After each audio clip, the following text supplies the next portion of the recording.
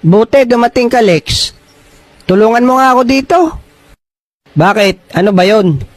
Pakitranslate nga tong sulat. Galing sa tagahanga ko. English kasi eh. Sige at basahin mo. Ako ang bahala. Dear Bogart, Hi daw.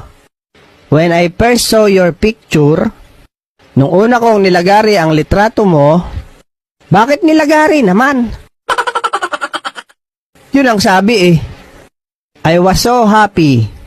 Masaya daw siya. Wow, sumaya pa siya ha?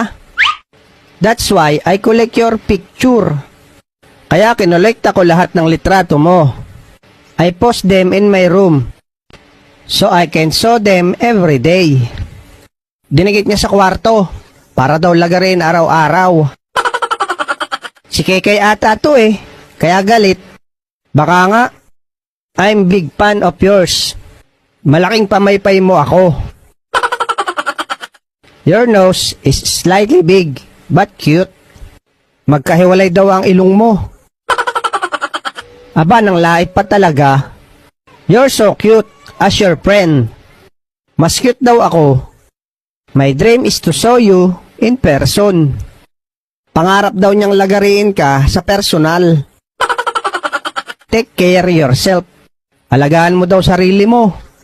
Because I will show you soon. Dahil malapit ka na niyang lagariin. Your loving fan.